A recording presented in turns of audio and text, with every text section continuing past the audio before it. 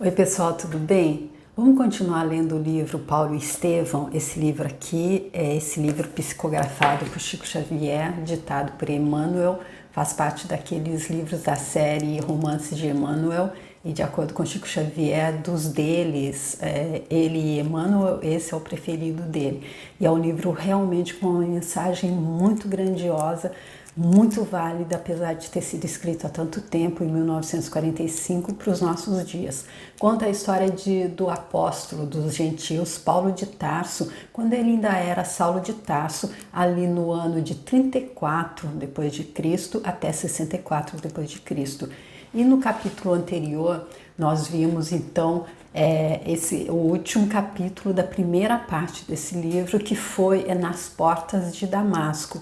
E nesse capítulo, então, foi quando Saulo de Tarso, depois que a noiva dele, Abigail, morreu, e ele soube que foi Ananias, uma pessoa ligado às pessoas do caminho, uma pessoa que andava então pregando o Evangelho de Jesus Cristo, uma pessoa que fazia então parte dos inimigos de Saulo de Tarso, porque ele não suportava ninguém que tivesse falando em nome do Nazareno. Então ele descobriu que foi Ananias, essa pessoa ligada a esse movimento do Evangelho de Jesus Cristo, que havia convencido Abigail, antes dela morrer, a se entregar também ao Cristo.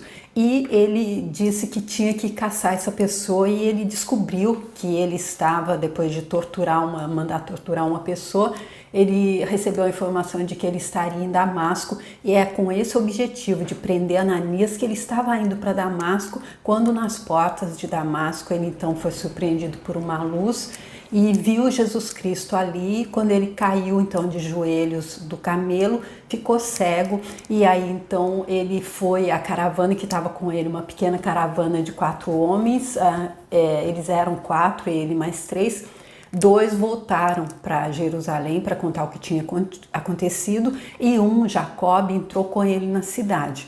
Então, a última frase desse último capítulo que nós vimos no vídeo anterior era essa: Damasco podia recordar o jovem tarsense formoso e triunfador, conhecia-o nas suas festas mais brilhantes, costumava aplaudi-lo nas sinagogas, mas vendo passar na via pública aqueles 2 homens, cansados e tristes, jamais poderia identificá-lo naquele rapaz que caminhava cambaleante de olhos mortos.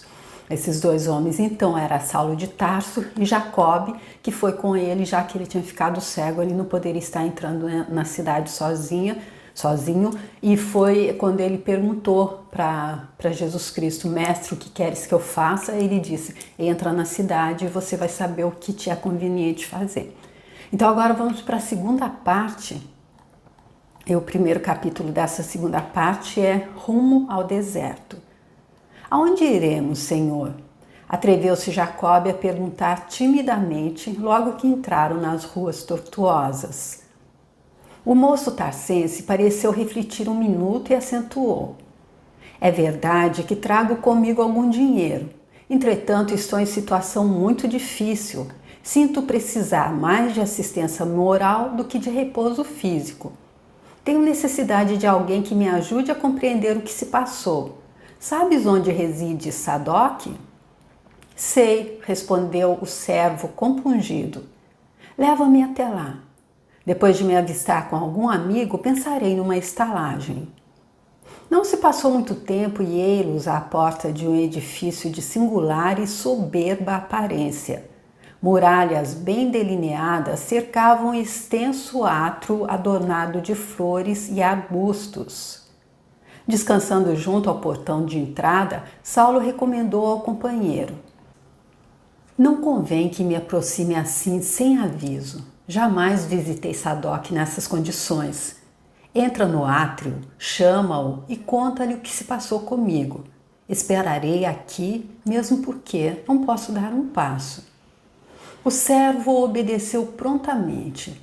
O banco de repouso distava alguns passos do largo portão de acesso, mas ficando só, ansioso de ouvir um amigo que o compreendesse, Saulo identificou o muro, tateando-o. Vacilante e trêmulo, arrastou-se dificilmente e atingiu a entrada, ali permanecendo. Acudindo ao chamado, Adoc procurou saber o motivo da visita inesperada. Jacob explicou com humildade que vinha de Jerusalém acompanhando o doutor da lei e desfiou os mínimos incidentes da viagem e os fins colimados. Mas quando se referiu ao episódio principal, Sadoc arregalou os olhos estupidificado. Custava-lhe acreditar no que ouvia, mas não podia duvidar da sinceridade do narrador, que por sua vez mal encobria o próprio assombro. O homem falou então do mísero estado do chefe, da sua cegueira, das lágrimas copiosas que vertia. Saulo a chorar. O amigo de Damasco recebia as estranhas notícias com imensa surpresa, sintetizando as primeiras impressões numa resposta desconcertante para Jacob. O que me conta é quase inverossímil. Entretanto, em tais circunstâncias, torna-se impossível acolhê-los aqui.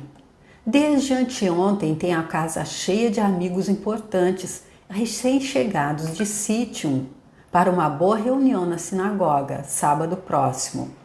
Cá por mim, suponho que Saulo se perturbou inesperadamente e não quero expô-lo a juízos e comentários menos dignos. Mas, senhor, que lhe direi? Interpôs Jacob hesitante. Diga que não estou em casa. Entretanto, encontro-me só com ele, assim perturbado e enfermo, e como vedes, a noite é tempestuosa. Sadoc refletiu um momento e acrescentou: não será difícil remediar. Na próxima esquina, vocês encontrarão a chamada Rua Direita e depois de caminhar alguns passos, encontrarão a estalagem de Judas, que tem sempre muitos cômodos disponíveis. Mais tarde, procurarei lá chegar para saber do ocorrido. Ouvindo palavras tais, que pareciam mais uma ordem que resposta a um apelo amigo, Jacob despediu-se surpreso e desanimado. Senhor, disse ao rabino, regressando ao portão de entrada, infelizmente vosso amigo Sadoc não se encontra em casa. Não está? Exclamou Saulo admirado. Daqui lhe ouvi a voz, embora não distinguisse o que dizia.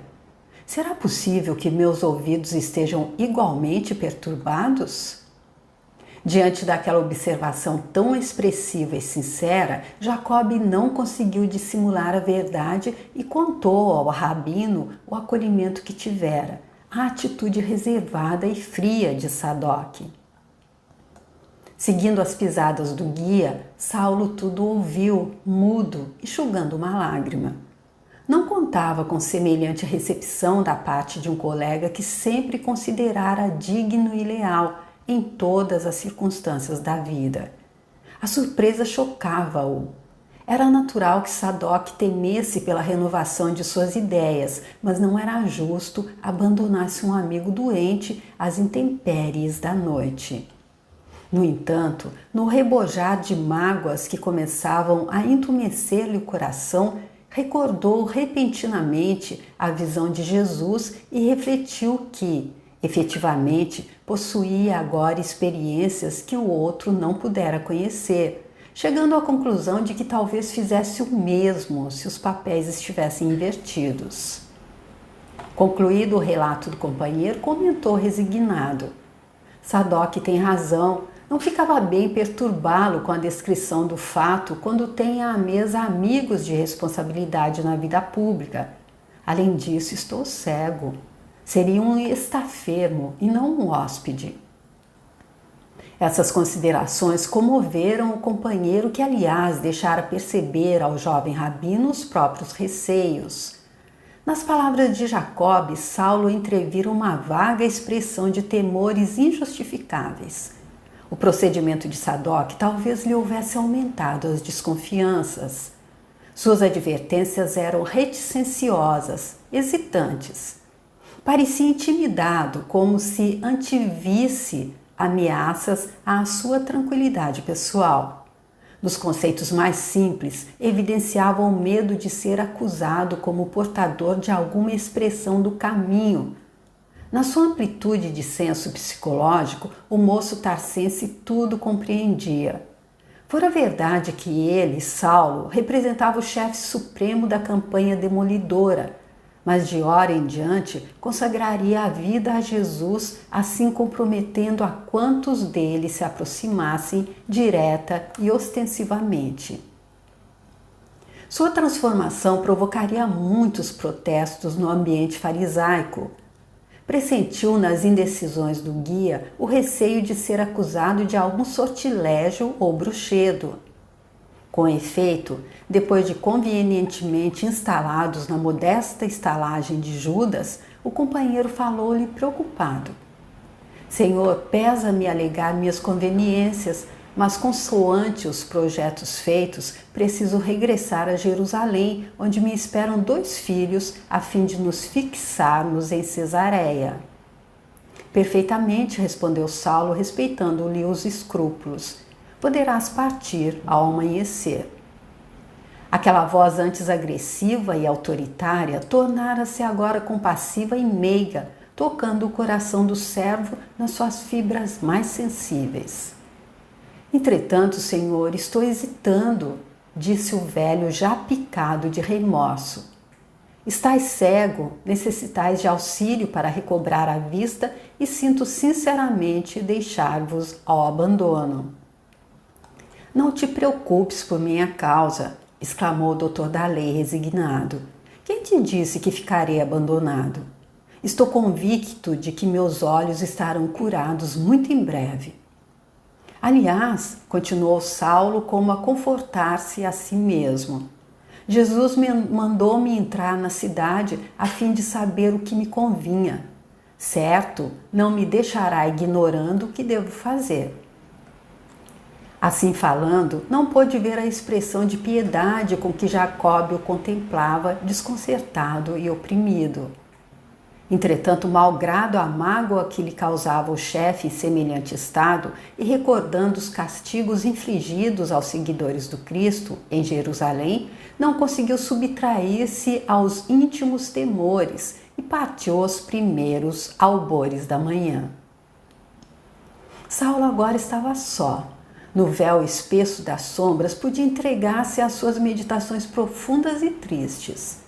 A bolsa farta e franca assegurou-lhe a solicitude do estalajadeiro, que de quando em quando vinha saber suas necessidades, mas em vão o hóspede foi convidado a repastos e diversões, porque nada o demovia do seu taciturno insulamento. Aqueles 3 dias de Damasco foram de rigorosa disciplina espiritual. Sua personalidade dinâmica havia estabelecido uma trégua às atividades mundanas para examinar os erros do passado, as dificuldades do presente e as realizações do futuro.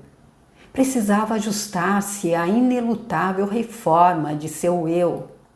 Na angústia do espírito, sentia-se de fato desamparado de todos os amigos.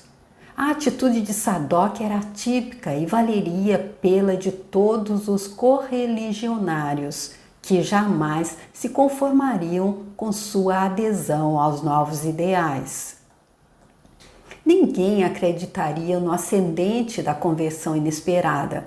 Entretanto, havia que lutar contra todos os céticos, de vez que Jesus, para falar-lhe ao coração, escolhera a hora mais clara e rutilante do dia, em local amplo e descampado, e na só companhia de 3 homens muito menos cultos que ele, e por isso mesmo incapazes de algo compreenderem na sua pobreza mental. No apreciar os valores humanos, experimentava a insuportável angústia dos que se encontram em completo abandono, mas no torvelinho das lembranças destacava os vultos de Estevão e Abigail, que lhe proporcionavam consoladoras emoções. Agora compreendia aquele Cristo que viera ao mundo principalmente para os desventurados e tristes de coração. Antes, revoltava-se contra o Messias Nazareno. em cuja ação presumia tal ou qual incompreensível volúpia de sofrimento. Todavia, chegava a examinar-se melhor agora, aurindo na própria experiência as mais proveitosas ilações. Não obstante os títulos do sinédrio, as responsabilidades públicas, o renome que o faziam admirado em toda parte, que era ele senão necessitado da proteção divina? As convenções mundanas e os preconceitos religiosos proporcionavam-lhe uma tranquilidade aparente, mas bastou a intervenção da dor imprevista para que ajuizasse de suas necessidades imensas. Abismalmente concentrado na cegueira que o envolvia, orou com fervor. Recorreu a Deus para que o não deixasse sem socorro. Pediu a Jesus lhe clareasse a mente atormentada pelas ideias de angústia e desamparo. No terceiro dia de preces fervorosas, eis que o hoteleiro anuncia a alguém que o procura. Seria Sadoc? Saulo tem sede de uma voz carinhosa e amiga. Manda entrar. Um velhinho de semblante calmo e afetuoso ali está, sem que o convertido possa ver-lhe as mãos respeitáveis e o sorriso generoso. O mutismo do visitante indiciava o desconhecido. Quem sois? Pergunta o cego admirado. Irmão Saulo, replica o interpelado com doçura. O Senhor que te apareceu no caminho enviou-me a esta casa para que tornes a ver e recebas a iluminação do Espírito Santo. Ouvindo-o, o moço de Tarso tateou ansiosamente nas sombras. Quem seria aquele homem que sabia os feitos lá da estrada? Algum conhecido de Jacobe? Mas aquela inflexão de voz enternecida e carinhosa? Vosso nome? Perguntou quase aterrado. Ananias.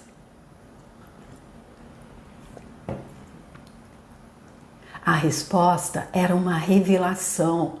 A ovelha perseguida vinha buscar o lobo voraz. Saulo compreendeu a lição que o Cristo lhe ministrava.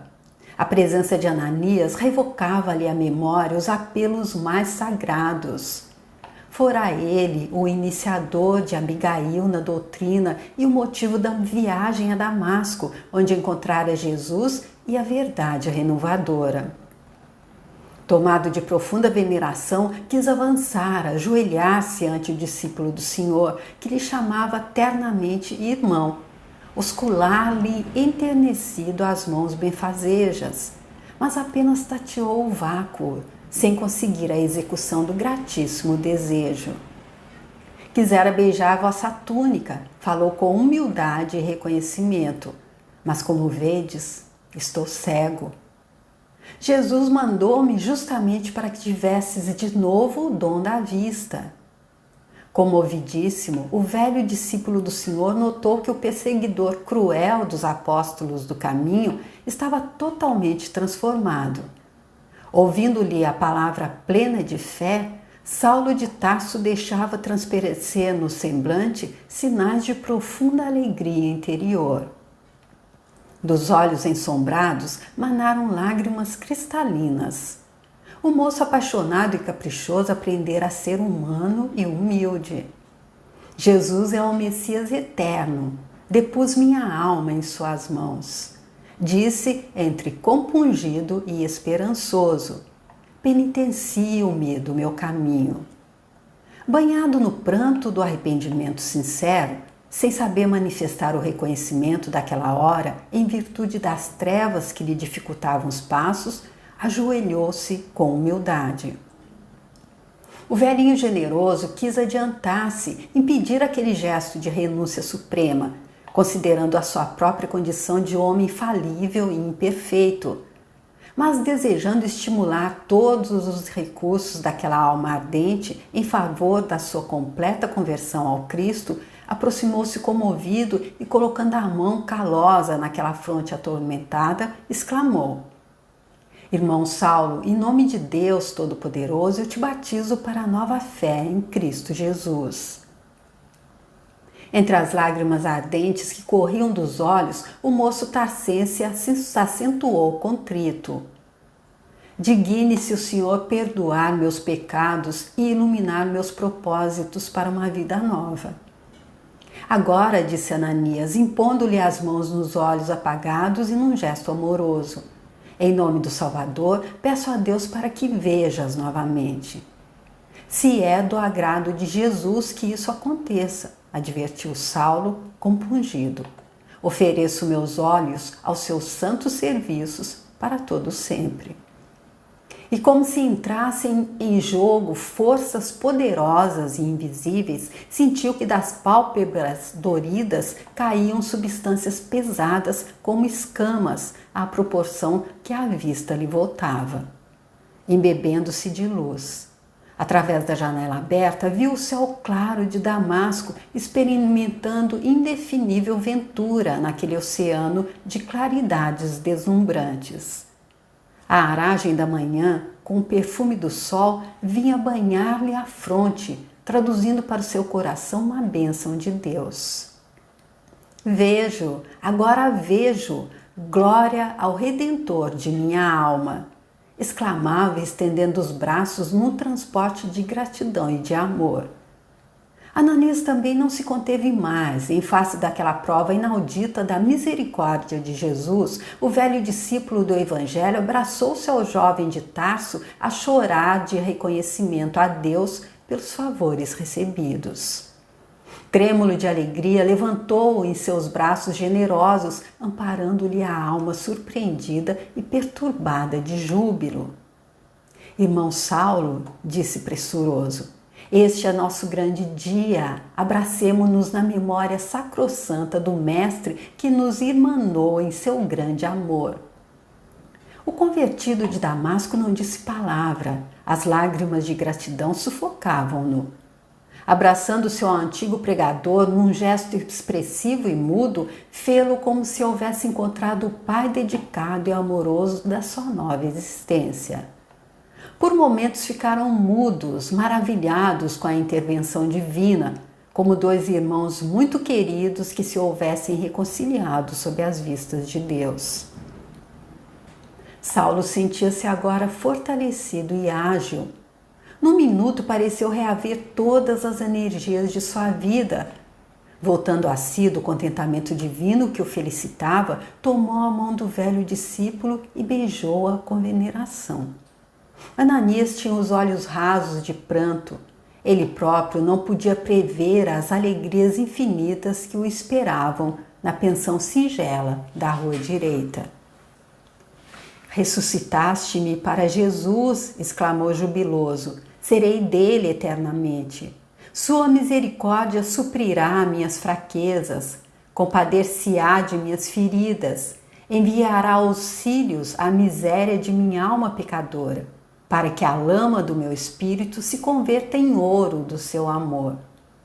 Sim, somos do Cristo, ajuntou o generoso velhinho com alegria a transbordar dos olhos.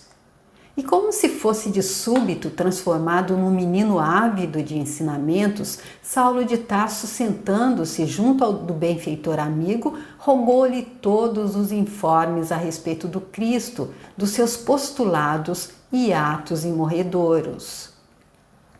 Ananias contou-lhe tudo quanto sabia de Jesus por intermédio dos apóstolos, depois da crucificação a que ele também assistira em Jerusalém na tarde trágica do Calvário.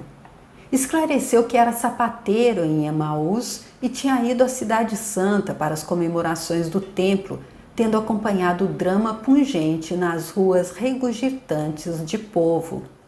Falou da compaixão que lhe causara o Messias coroado de espinhos e apupado pela turba furiosa e inconsciente. Profunda a emoção ao descrever a marcha penosa com a cruz, protegido por soldados impiedosos da fúria popular que vociferava o crime hediondo. Curioso pelo desenrolar dos acontecimentos, seguira o condenado até ao monte. Da cruz do martírio, Jesus lançara-lhe um olhar inesquecível. Para seu espírito, aquele olhar traduzia um chamamento sagrado que era indispensável compreender. Profundamente impressionado, a tudo assistiu até ao fim. Daí a 3 dias, ainda sob o peso daquelas angustiosas impressões, eis que lhe chega a nova alvissareira de que o Cristo havia ressuscitado dos mortos para a glória eterna do Todo-Poderoso. Seus discípulos estavam ébrios de ventura. Então procurou Simão Pedro para conhecer melhor a personalidade do Salvador. Tão sublime a narrativa, tão elevados os ensinamentos, tão profunda a revelação que lhe aclarava o espírito, que aceitou o Evangelho sem mais hesitação. Desejoso de compartilhar o trabalho que Jesus legara aos que lhe pertenciam, regressou a Emaús, dispôs dos bens materiais que possuía e esperou os apóstolos galileus em Jerusalém, onde se associou a Pedro nas primeiras atividades da Igreja do Caminho. A essência dos ensinamentos do Cristo vitalizara-lhe o espírito. Os achaques da velhice haviam desaparecido. Logo que João e Filipe chegaram a Jerusalém para cooperar com o antigo pescador de Cafarnaum na edificação evangélica, combinaram sua transferência para Jope, a fim de atender a inúmeros pedidos de irmãos desejosos de conhecer a doutrina. Ali estivera até que as perseguições intensificadas com a morte de Estevão obrigaram-no a retirar-se. Saulo bebia-lhe as palavras com singular enlevo, como quem franqueava um mundo novo. A referência às perseguições avivava os remorsos acerbos. Em compensação, a alma estava repleta de votos sinceros, promissores de uma vida nova.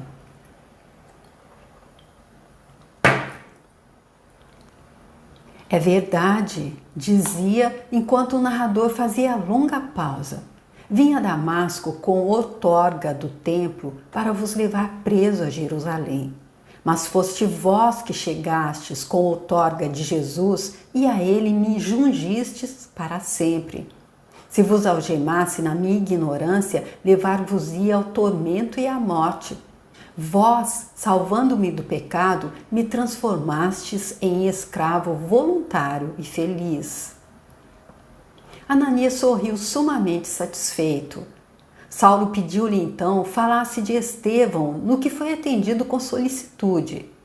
Em seguida pediu informes da sua viagem de Jope a Jerusalém.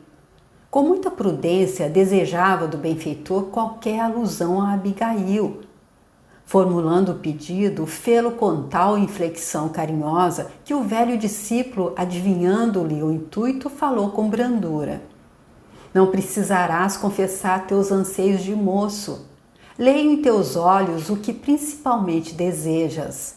Entre Jope e Jerusalém, descansei muito tempo na vizinhança de um compatrício que, apesar de fariseu, nunca privou os empregados de receberem as sagradas alegrias da Boa Nova.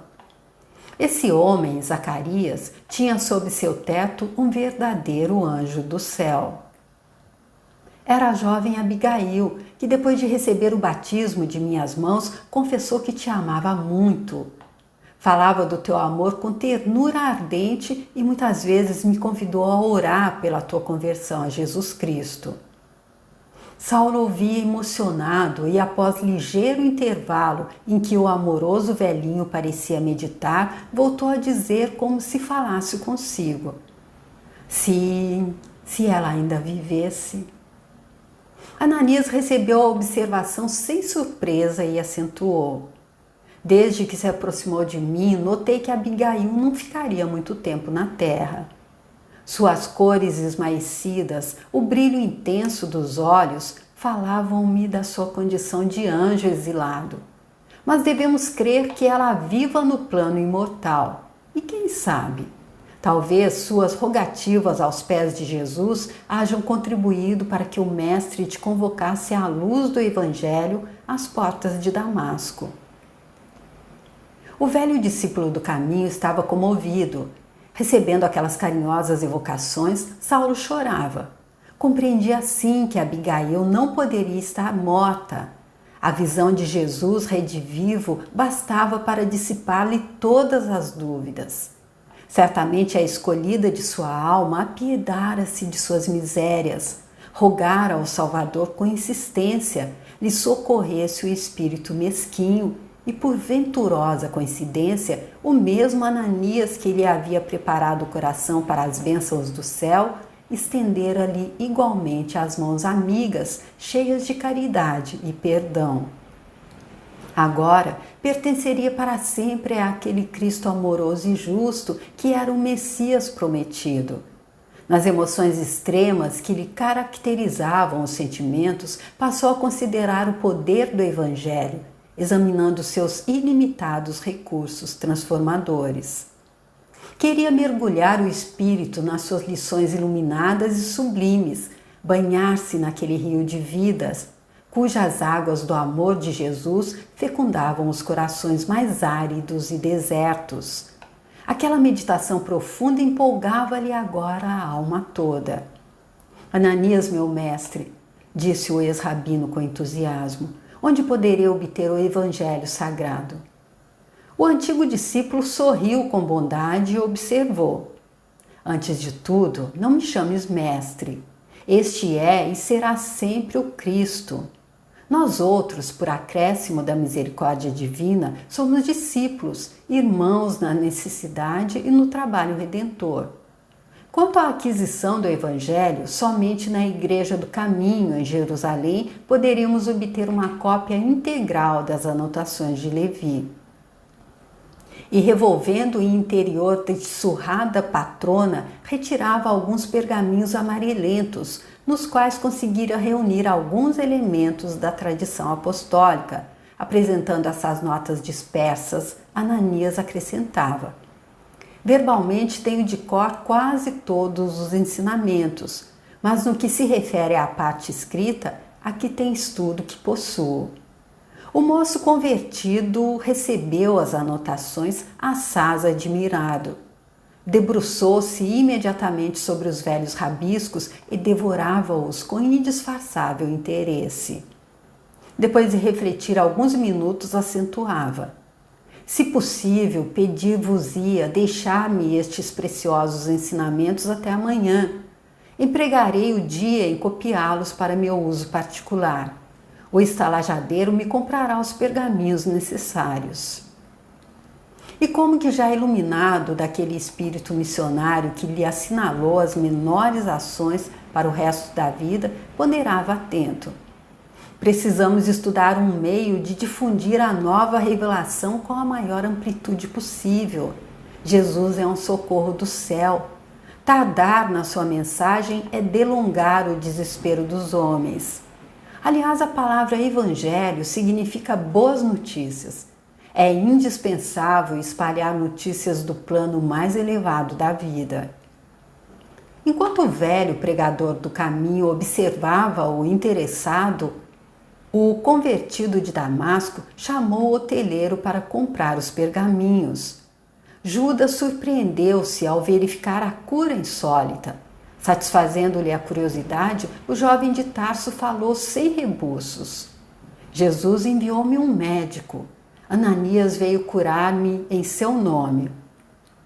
E antes que o homem se recobrasse do espanto, cumulava-o de recomendações a respeito dos pergaminhos que desejava, entregando-lhe a quantia necessária. Dando largas ao entusiasmo que lhe ia na alma, dirigiu-se novamente a Ananias, expondo-lhe seus planos. Até aqui ocupava meu tempo no estudo e na exegese da lei de Moisés. Agora, porém, encherei as horas com o Espírito do Cristo. Trabalharei nesse mistério até ao fim dos meus dias. Buscarei iniciar meu trabalho aqui mesmo em Damasco. E, fazendo uma pausa, perguntava ao benfeitor que o ouvia em silêncio: conheces na cidade um rapaz fariseu de nome Sadoc? Sim, é quem tem chefiado as perseguições nessa cidade. Pois bem, continuava o jovem tarcense atencioso, amanhã é sábado e haverá preleção na sinagoga. Pretendo procurar os amigos e falar-lhes publicamente do apelo que o Cristo me endereçou. Quero estudar vossas anotações ainda hoje, porque me darão assunto para a primeira prédica do Evangelho.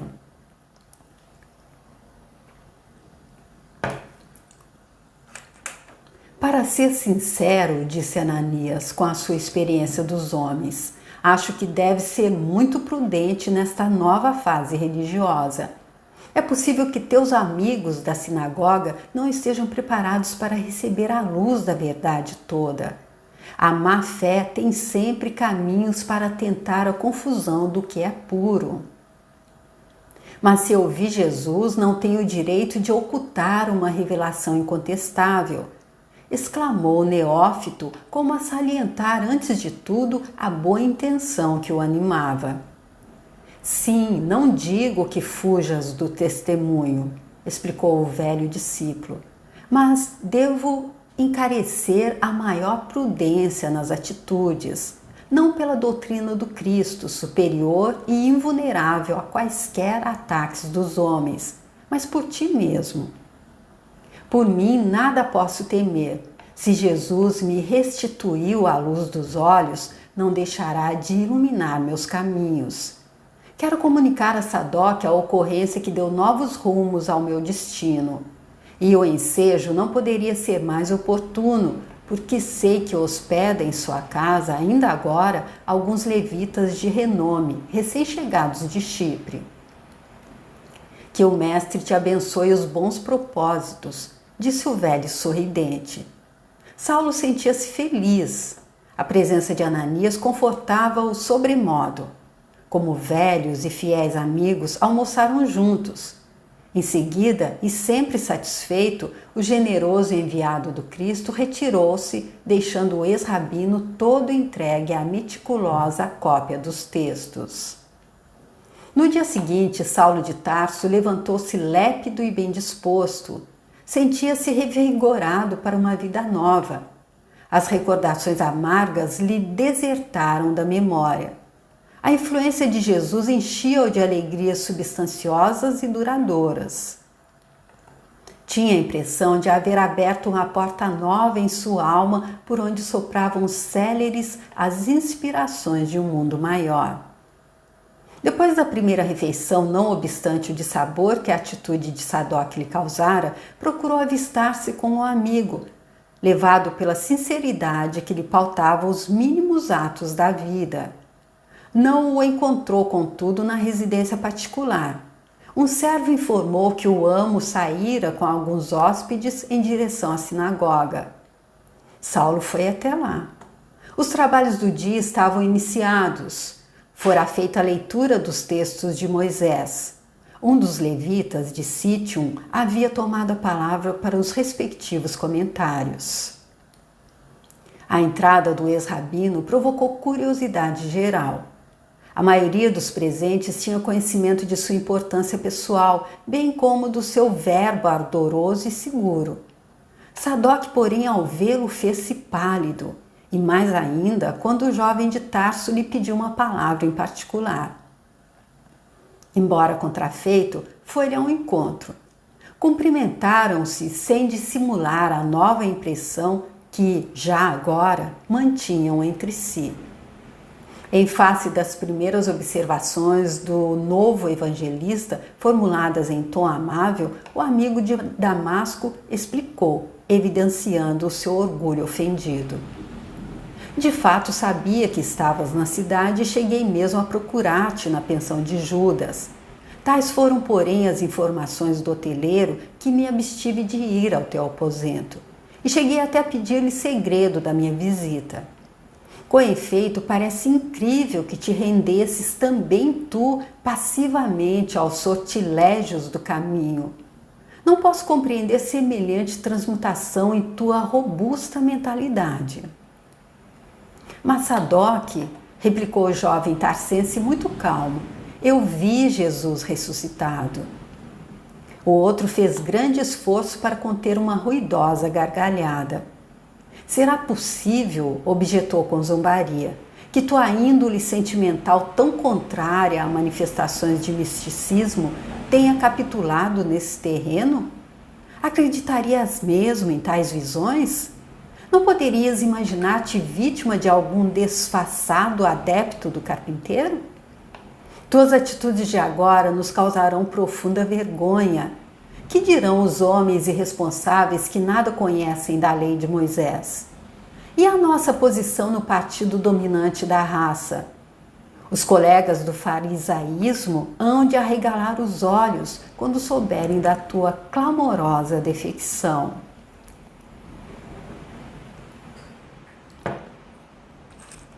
Quando aceitei o encargo de perseguir os companheiros do Operário de Nazaré, reprimindo-lhe as atividades perigosas, filo pela amizade que te consagrava, e não te doerá a traição dos votos anteriores?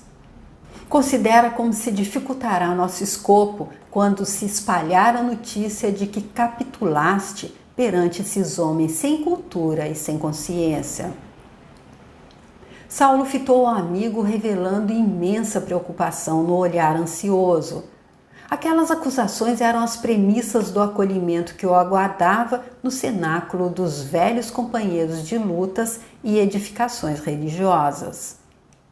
Não, disse ele, sentindo fundamente cada palavra. Não posso aceitar as tuas arguições. Repito que vi Jesus de Nazaré e devo proclamar que nele reconheço o Messias prometido pelos nossos profetas mais eminentes. Enquanto o outro fazia largo gesto admirativo ao observar aquela inflexão de sincera certeza e sinceridade, Saulo continuava convicto. Quanto ao mais, considero que a todo momento devemos e podemos reparar os erros do passado. E é com esse ardor de fé que me proponho regenerar minhas próprias estradas. Trabalharei doravante pela minha certeza em Cristo Jesus. Não é justo que me perca em ponderações sentimentalistas, olvidando a verdade, e assim procederei em benefício dos meus próprios amigos. Os amantes das realidades da vida sempre foram os mais detestados ao tempo em que viveram. Que fazer? Até aqui minhas pregações nasciam dos textos recebidos dos antepassados veneráveis. Mas hoje, minhas asserções se baseiam não somente nos repositórios da tradição, senão também na prova testemunhal. Sadoc não conseguiu ocultar a surpresa. Mas a tua posição e os teus parentes e o nome e tudo que recebestes dos que rodeiam tua personalidade com fervorosos compromissos? Perguntou Sadoc, revocando-o ao passado. Agora estou com o Cristo e todos nós lhe pertencemos. Sua palavra divina convocou-me a esforços mais ardentes e ativos. Aos que me compreenderem, devo naturalmente a gratidão mais sagrada. Entretanto, para os que não possam entender, guardarei a melhor atitude de serenidade, considerando que o próprio Messias foi levado à cruz. Também tu com a mania do martírio? O interpelado guardou uma bela expressão de dignidade pessoal e concluiu: não posso perder-me em opiniões levianas. Esperarei que teu amigo de Chipre termine a preleção para relatar minha experiência diante de todos. Falar nisso aqui? Por que não? Seria mais razoável descansares da viagem e da enfermidade meditando melhor no assunto, mesmo porque tenho esperança nas tuas reconsiderações relativamente ao acontecido. Sabes, porém, que não sou nenhuma criança e cumpre-me esclarecer a verdade em qualquer circunstância. E se te apuparem? E se fores considerado traidor?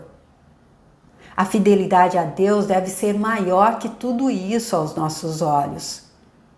É possível, no entanto, que não te concedam a palavra, ponderou Sadoc após esbarrar com a força daquelas profundas convicções.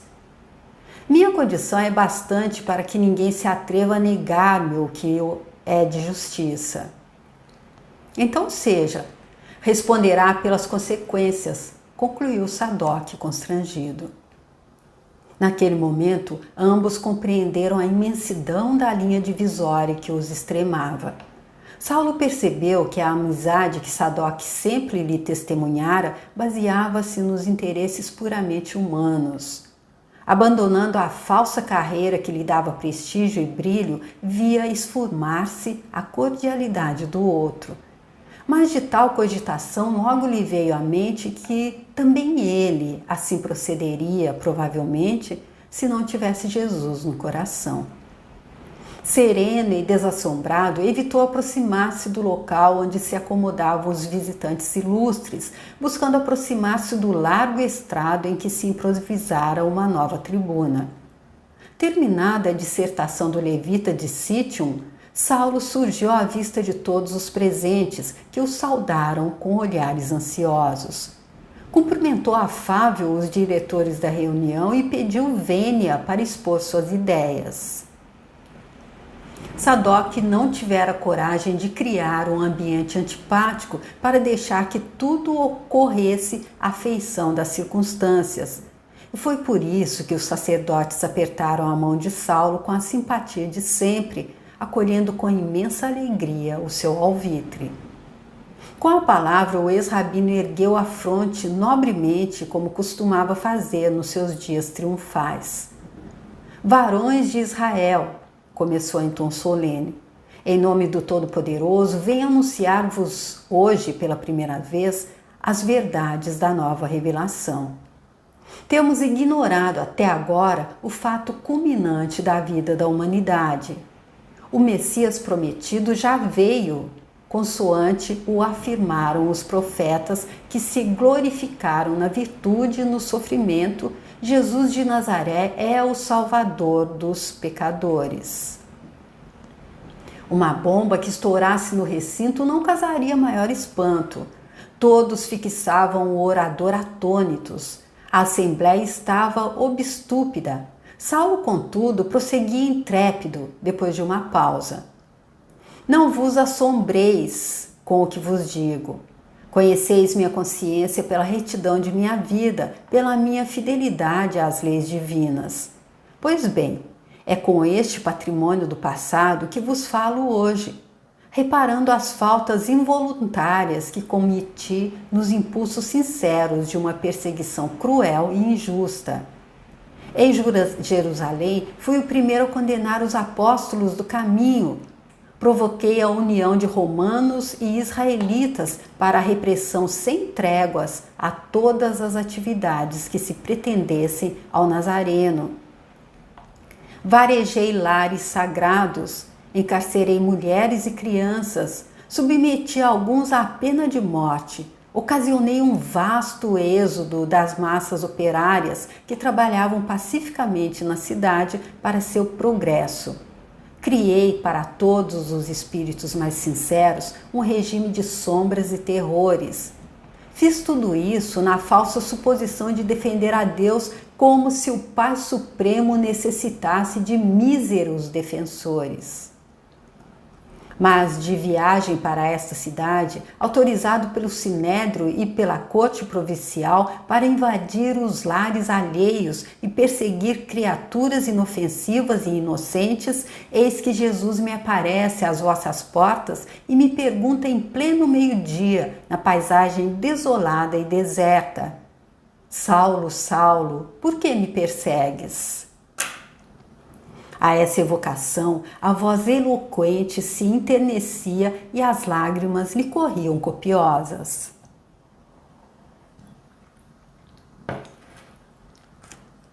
Interrompera-se ao recordar a ocorrência decisiva de seu destino. Os ouvintes contemplavam-no assombrados. Que é isso? Diziam alguns. O doutor de Tarso graceja, afirmavam outros sorrindo, convictos de que o jovem tribuno estivesse buscando maior efeito oratório. Não, amigos, exclamou com veemência, jamais gracejei convosco nas tribunas sagradas. O Deus justo não permitiu que minha violência criminosa fosse até ao fim em detrimento da verdade e consentiu, por misericórdia de acréscimo, que o mísero servo não encontrasse a morte sem vos trazer a luz da crença nova. Não obstante o ardor da pregação que deixava em todos os ouvidos ressonâncias emocionais, rompeu no recinto estranho vozerio. Alguns fariseus mais exaltados interpelaram Sadoc em voz baixa quanto ao inesperado daquela surpresa, obtendo a confirmação de que Saulo de fato parecia extremamente perturbado, alegando ter visto o carpinteiro de Nazaré nas vizinhanças de Damasco. Imediatamente estabeleceu-se enorme confusão em toda a sala, porque havia quem visse no caso perigosa defecção do rabino e quem opinasse por enfermidade súbita que o houvesse dementado. Varões de minha antiga fé, trovejou a voz do moço tarcense mais incisiva. É inútil tentar desempanar a verdade. Não sou traidor nem estou doente. Estamos defrontando uma nova era, em face da qual todos os nossos caprichos religiosos são insignificantes. Uma chuva de impropérios cortou-lhe repentinamente a palavra. Covarde, blasfemo, cão do caminho, fora o traidor de Moisés. Os apodos partiam de todos os lados. Os mais afeiçoados ao ex-rabino, que se inclinavam a supô-lo vítima de graves perturbações mentais, entraram em conflito com os fariseus mais rudes e rigorosos. Algumas bengalas foram atiradas à tribuna com extrema violência. Os grupos que se haviam atracado em luta espalhavam forte celeuma na sinagoga, percebendo o orador que se encontravam na iminência de irreparáveis desastres. Foi quando um dos levitas mais idosos assomou ao grande estrado, levantando a voz com toda a energia de que era capaz e rogando aos presentes acompanhá-lo na recitação de um dos salmos de Davi. O convite foi aceito por todos.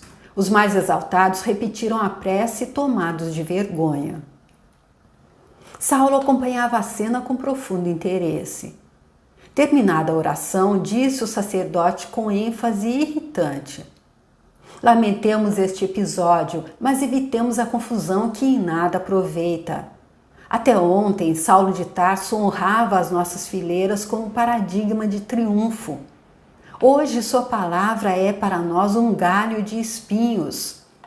Com um passado respeitável, esta atitude de agora só nos merece condenação. Perjúrio? Demência? Não o sabemos com certeza. Outro fora o tribuno e apedrejá-lo-íamos sem pestanejar. Mas com um antigo colega os processos devem ser outros. Se está doente, só merece compaixão. Se traidor, só poderá merecer absoluto desprezo. Que Jerusalém o julgue como seu embaixador. Quanto a nós, encerremos as pregações da sinagoga e recolhamo-nos à paz dos fiéis cumpridores da lei. O ex-rabino suportou a increpação com grande serenidade a lhe transparecer nos olhos. Intimamente sentia-se ferido no seu amor próprio. Os remanescentes do homem velho exigiam revide e reparação imediata, ali mesmo, à vista de todos. Quis falar novamente, exigir a palavra, obrigar os companheiros a ouvi-lo, mas sentia-se presa de emoções incoercíveis, que lhe infirmavam os ímpetos explosíveis.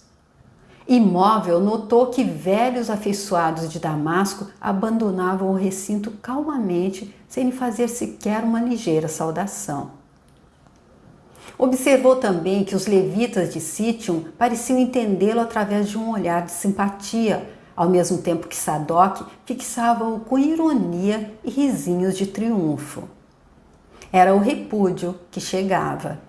Acostumado aos aplausos onde quer que aparecesse, fora vítima da própria ilusão, acreditando que para falar com êxito sobre Jesus bastavam os louros efêmeros já conquistados ao mundo. Enganara-se. Seus cômparas punham-no à margem como inútil. Nada lhe doía mais que ser assim desaproveitado, quando lhe ardia na alma a devoção sacerdotal. Preferia que o esbofeteassem, que o prendessem, que o flagelassem, mas não lhe tirassem o ensejo de discutir sem peias, a todos vencendo e convencendo com a lógica de suas definições. Aquele abandono feria-o fundo, porque antes de qualquer consideração reconhecia não laborar em benefício pessoal por vaidade ou egoísmo, mas pelos próprios correligionários atidos às concepções rígidas e inflexíveis da lei. Aos poucos a sinagoga ficara deserta sob o calor ardente das primeiras horas da tarde. Saulo sentou-se num banco tosco e chorou. Era a luta entre a vaidade de outros tempos e a renúncia de si mesmo que começava. Para conforto da alma opressa, recordou a narrativa de Ananias, no capítulo em que Jesus dissera ao velho discípulo que lhe mostraria quanto importava sofrer por amor ao seu nome. Acabrunhado, retirou-se do templo em busca do benfeitor a fim de reconfortar-se com sua palavra. Ananias não se mostrou surpreendido com a exposição das ocorrências. Vejo-me cercado de enormes dificuldades, dizia Saulo um tanto perturbado. Sinto-me no dever de espalhar a nova doutrina, felicitando os nossos semelhantes. Jesus encheu meu coração de energias inesperadas, mas a secura dos homens é de amedrontar os mais fortes. Sim, explicava o ancião paciente, o Senhor conferiu-te a tarefa do semeador. Tens muito boa vontade, mas que faz um homem recebendo encargos dessa natureza? Antes de tudo, procura juntar as sementes no seu mealheiro particular para que o esforço seja profícuo. O neófito percebeu o alcance da comparação e perguntou: mas que desejais dizer com isso? Quero dizer que um homem de vida pura e reta, sem os erros da própria boa intenção, está sempre pronto a plantar o bem e a justiça no roteiro que perlustra. Mas aquele que já se enganou ou que guarda alguma culpa tem necessidade de testemunhar no sofrimento próprio antes de ensinar. Os que não forem integralmente puros ou nada sofreram no caminho, jamais são bem compreendidos por quem lhes ouve simplesmente a palavra. Contra os seus ensinos estão suas próprias vidas. Além do mais, tudo que é de Deus reclama grande paz e profunda compreensão. No teu caso, deves pensar na lição de Jesus permanecendo 30 anos entre nós, preparando-se para suportar nossa presença durante apenas 3. Para receber uma tarefa do céu, Davi conviveu com a natureza, apacentando rebanhos. Para desbravar as estradas do Salvador, João Batista meditou muito tempo nos ásperos desertos da Judéia. As ponderações carinhosas de Ananias caíam-lhe na alma opressa como bálsamo vitalizante. Quando haja sofrido mais, continuava o benfeitor e amigo sincero, terás apurado a compreensão dos homens e das coisas. Só a dor nos ensina a ser humanos. Quando a criatura entra no período mais perigoso da existência, depois da matinal infância e antes da noite da velhice, quando a vida exubera energias, Deus lhe envia os filhos para que, com os trabalhos, se lhe enterneça o coração. Pelo que me has confessado, é possível não venhas a ser pai, mas terás os filhos do Calvário em toda parte. Não viste Simão Pedro em Jerusalém rodeado de infelizes? Naturalmente encontrarás um lar maior na terra, onde serás chamado a exercer a fraternidade, o amor, o perdão. É preciso morrer para o mundo para que o Cristo viva em nós. Aquelas observações tão sadias e tão mansas penetraram o espírito do ex-rabino como bálsamo de consolação de horizontes mais vastos. Suas palavras carinhosas fizeram-no recordar alguém que o amava muito. De cérebro cansado pelos embates do dia, Saulo esforçava-se por fixar melhor as ideias. Agora se lembrava perfeitamente. Esse alguém era Gamaliel, Veio-lhe de súbito o desejo de se avistar com o velho mestre. Compreendia a razão daquela lembrança. É que também ele, pela última vez, lhe falara da necessidade que sentia dos lugares ermos para meditar as sublimes verdades novas. Sabia-o em Palmira, na companhia de um irmão, como não se recordava ainda do antigo mestre que lhe fora quase um pai. Certamente Gamaliel recebê-lo-ia de braços abertos, regozijar-se-ia com suas conquistas recentes, dar-lhe-ia conselhos generosos quanto aos rumos a seguir. Engolfado em recordações cariciosas, agradeceu a Ananias com um olhar significativo, acrescentando sensibilizado: tendes razão, buscarei o deserto em vez de voltar a Jerusalém precipitadamente, sem forças, talvez, para enfrentar a incompreensão dos meus confrades. Tenho um velho amigo em Palmira que me acolherá de bom grado. Ali repousarei algum tempo, até que possa internar-me pelas regiões ermas, a fim de meditar as lições recebidas. Ananias aprovou a ideia com um sorriso.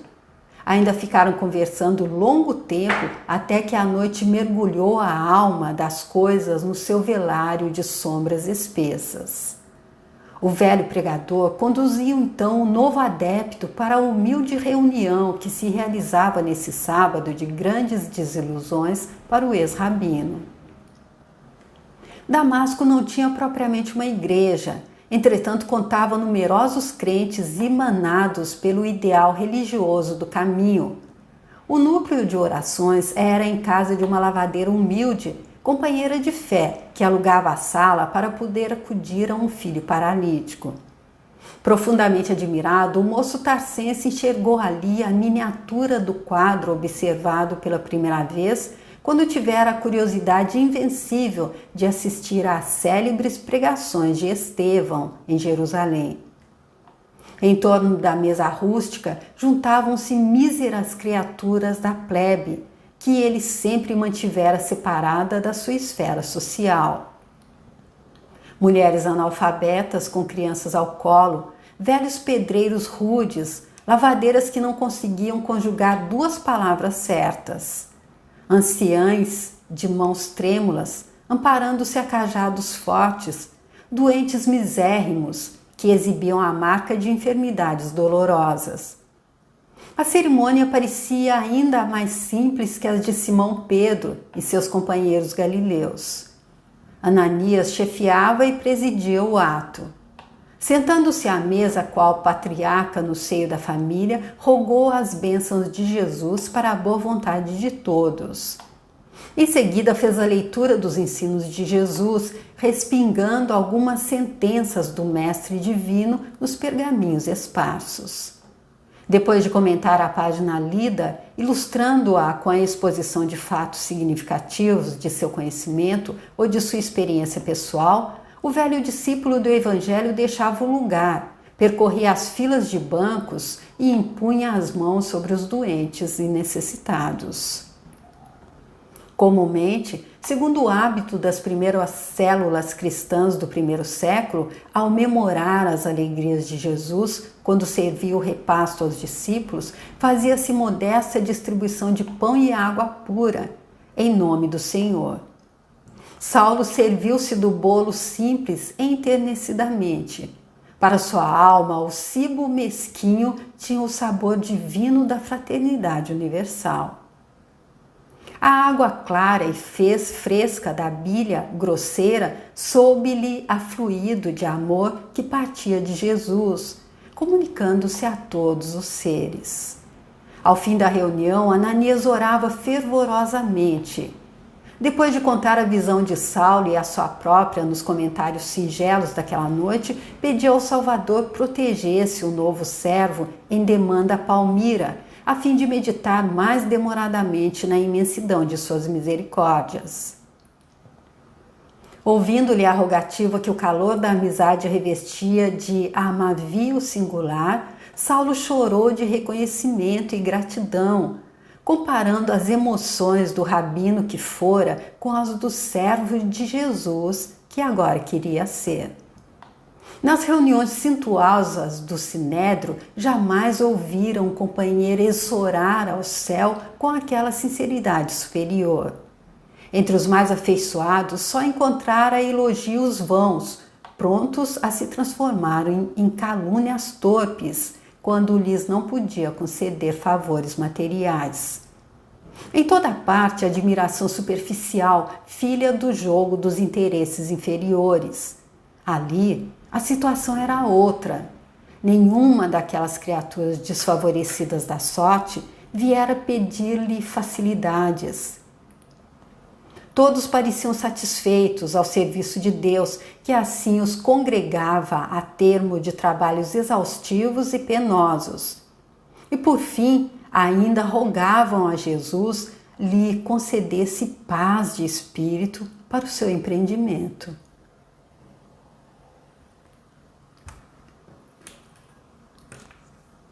Terminada a reunião, Saulo de Tarso tinha lágrimas nos olhos. Na igreja do caminho em Jerusalém, os apóstolos galileus o trataram com especial deferência, atentos à sua posição social e política, senhor das regalias que as convenções do mundo lhe conferiam. Mas os cristãos de Damasco impressionaram-no mais vivamente, arrebataram-lhe a alma, conquistando-a para uma afeição imorredora, com aquele gesto de confiança e carinho, tratando-o como irmão. Um a um, apertaram-lhe a mão com votos de feliz viagem. Alguns velhos mais humildes beijaram-lhe as mãos. Tais provas de afeto davam-lhe novas forças. Se os amigos do judaísmo lhe desprezavam a palavra, assintosos e hostis, começava agora a encontrar no seu caminho os filhos do Calvário. Trabalharia por eles, consagraria ao seu consolo as energias da mocidade. Pela primeira vez na vida revelou interesse pelo sorriso das criancinhas. Como se desejasse retribuir as demonstrações de carinho recebidas, tomou nos braços um menino doente. Diante da pobre mãe sorridente e agradecida, fez-lhe festas, acariciou-lhe os cabelos desajeitadamente. Entre os acúleos agressivos de sua alma apaixonada, começavam a desabrochar as flores de ternura e gratidão. Ananias estava satisfeito. Junto dos irmãos de mais confiança, acompanhou o neófito até a pensão de Judas. Aquele modesto grupo desconhecido percorreu as ruas banhadas de luar, estreitamente unido e reconfortando-se em comentários cristãos. Saulo admirava-se de haver encontrado tão depressa aquela chave de harmonia que lhe proporcionava segura confiança em todos. Teve a impressão de que nas genuínas comunidades do Cristo a amizade era diferente de tudo o que lhe dava expressão nos agrupamentos mundanos. Na diversidade das lutas sociais, o traço dominante das relações cifrava-se agora, a seus olhos, nas vantagens do interesse individual. Ao passo que na unidade de esforços da tarefa do mestre havia um cunho divino de confiança, como se os compromissos tivessem um ascendente divino original. Todos falavam como nascidos no mesmo lar. Se expunham uma ideia digna de maior ponderação, faziam-no com serenidade e geral compreensão do dever.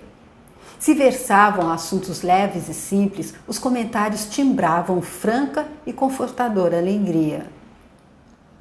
Em nenhum deles notava a preocupação de parecer menos sincero na defesa dos seus pontos de vista, mas ao invés, laneza de trato sem laivos de hipocrisia, porque, em regra, sentiam-se sob a tutela do Cristo, que para a consciência de cada um era o amigo invisível e presente, a quem ninguém deveria enganar.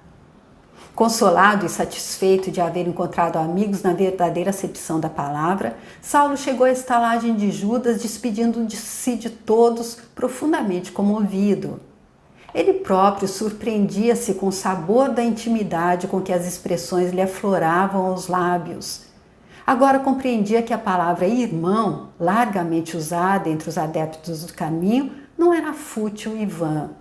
Os companheiros de Ananias conquistaram-lhe o coração. Nunca mais esqueceria os irmãos de Damasco. No dia imediato, contratando um serviçal indicado pelo estalajadeiro, Saulo de Tarso, ao amanhecer, embora surpreendesse o dono da casa com seu ânimo resoluto, pôs-se a caminho da cidade famosa, situada num oásis em pleno deserto. Nas primeiras horas da manhã, saíam das portas de Damasco 2 homens modestamente trajados, à frente de pequeno camelo carregado das necessárias provisões. Saulo fizera questão de partir assim a pé, de modo a iniciar a vida com rigores que lhe seriam sumamente benéficos mais tarde. Não viajaria mais na qualidade de doutor da lei, rodeado de servos, sim como discípulo de Jesus, adstrito aos seus programas. Por esse motivo, considerou preferível viajar como beduíno para aprender a contar sempre com as próprias forças.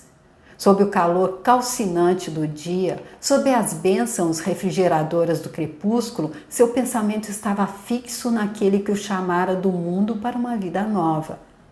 As noites do deserto, quando o luar enche de sonho a desolação da paisagem morta, são tocadas de misteriosa beleza. Sob as frondes de alguma tamareira solitária, o convertido de Damasco aproveitava o silêncio para profundas meditações. O firmamento estrelado tinha agora, para seu espírito, confortadoras e permanentes mensagens. Estava convicto de que sua alma havia sido arrebatada a novos horizontes, porque através de todas as coisas da natureza, parecia receber o pensamento do Cristo que lhe falava carinhosamente ao coração.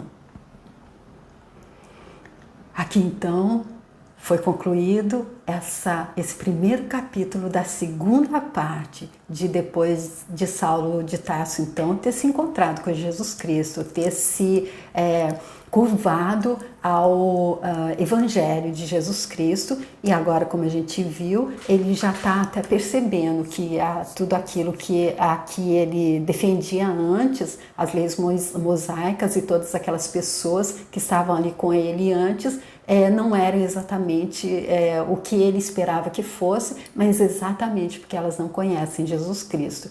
E agora ele está determinado a servir tão prontamente como ele servia a Moisés, a Jesus Cristo nessa nova fase da vida dele, nessa nova fase da caminhada, que eu acredito que seja mesmo como, não sei quando é que vai chegar o Paulo na história, mas acredito que Saulo de Tarso, aquele cruel, acredito não, com certeza, tá aí assim, aquele cruel perseguidor dos cristãos, aquele que chamava Jesus Cristo de uma forma irônica e desrespeitosa de o carpinteiro de Nazaré, esse ficou para trás, esse morreu. Agora esse que nasceu é o novo, que daqui a pouco vai se chamar Paulo de Tarso. Então agora ele está indo em busca do deserto para poder meditar mais de acordo com as instruções, com os conselhos de Ananias, e aí nós vamos ver como é que vai ser essa parte que ele vai passar no deserto no segundo capítulo, que é chamado O Tecelão.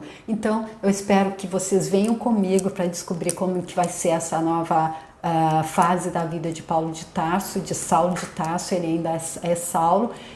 Nesse livro grandioso que a gente está lendo, esse livro então psicografado pelo nosso querido Chico Xavier, ditado por Emmanuel. Então eu agradeço muito vocês por terem acompanhado até aqui, espero contar com vocês, espero que vocês vejam o próximo capítulo, tá bom? Obrigada, tchau!